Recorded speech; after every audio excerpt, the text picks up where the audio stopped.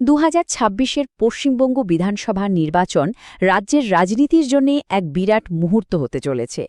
আজকের এই বিশ্লেষণে আমরা একটু গভীরে গিয়ে দেখব এই নির্বাচনের মূল ইস্যুগুলো ঠিক কী, প্রধান দলগুলো কিভাবে নিজেদের ঘুঁটি সাজাচ্ছে, আর সব শেষে বাংলার ক্ষমতা কার হাতে যেতে পারে।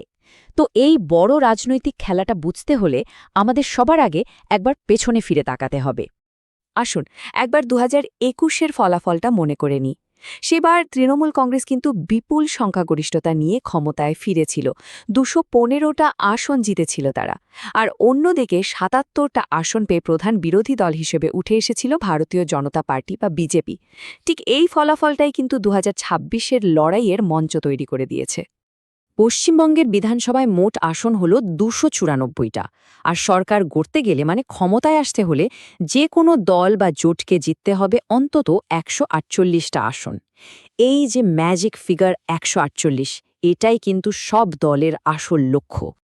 আর এই বিরাট লড়াইয়ের কেন্দ্রে রয়েছেন দুই প্রধান রাজনৈতিক মুখ। একদিকে আছেন বর্তমান মুখ্যমন্ত্রী মমতা বন্দ্যোপাধ্যায়, যিনি তৃণমূল কংগ্রেসের সেনাপতি, আর তার ঠিক উল্টো দিকে বিরোধী দলনেতা শুভেন্দু অধিকারী, যিনি বিজেপির অন্যতম প্রধান মুখ।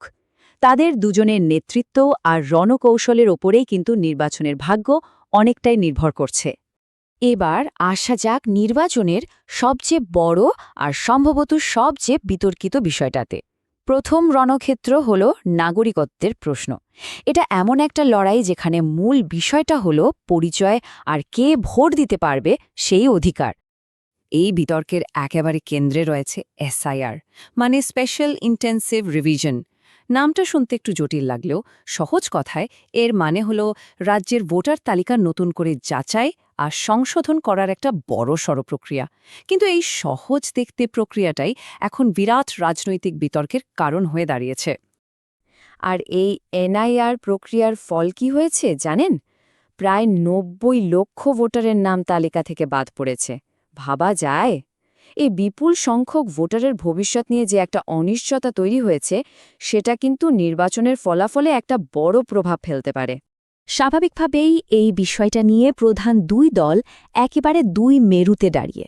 তৃণমূল কংগ্রেস বলছে এর ফলে বহু আসল ভারতীয় নাগরিক তাদের ভোটের অধিকার হারাতে পারেন, যা খুবই বিপজ্জনক। আর অন্যদিকে বিজেপির যুক্তি হল ভোটার তালিকা থেকে ভুয়ো নাম আর অবৈধ অনুপ্রবেশকারীদের সরাতেই এই পদক্ষেপটা জরুরি ছিল। আসলে এই এসআইআর বিতর্কটা কিন্তু একা নয়, এর সাথে আরও কয়েকটা বড়সড় প্রশ্ন জড়িয়ে আছে। যেমন নাগরিকত্ব সংশোধনী আইন বা সিএএ চালু করার বিষয়টা, সীমান্ত সুরক্ষা আর অনুপ্রবেশের মতো পুরনো প্রসঙ্গ, আর অবশ্যই বাঙালি অস্মিতা বা পরিচয় নিয়ে যে রাজনীতি, সেটাও এর সঙ্গে অঙ্গাঙ্গিভাবে জড়িত। এই সব মিলিয়েই নাগরিকত্বের প্রশ্নটা এবারের নির্বাচনের একটা প্রধান রণক্ষেত্র।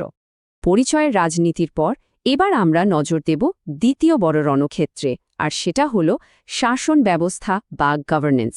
এটাকে এক কথায় তৃণমূল কংগ্রেসের একটানা 15 বছরের শাসনের ওপর একটা গণভোটও বলা যেতে পারে।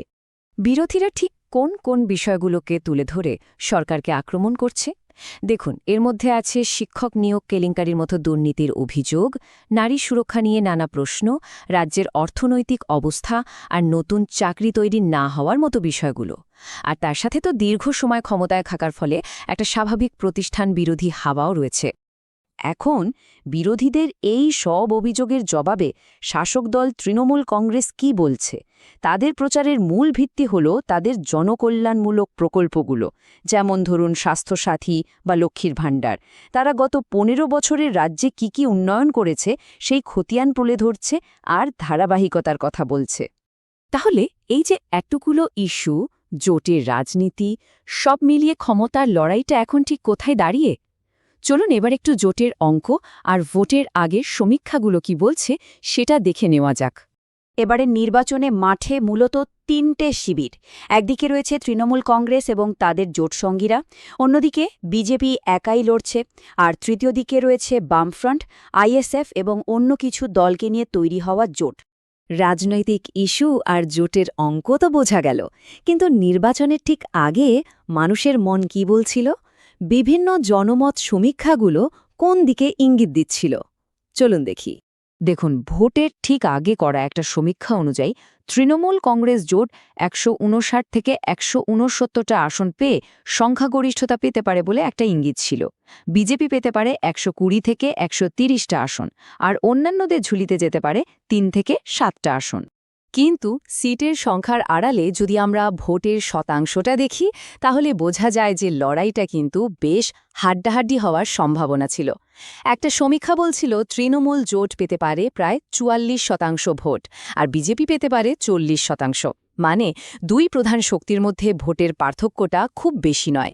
তাহলে শেষ প্রশ্নটা এটাই, বাংলার মানুষ শেষ পর্যন্ত কিসের ভিত্তিতে তাদের রায় দেবেন? পরিচয় রাজনীতির ওপর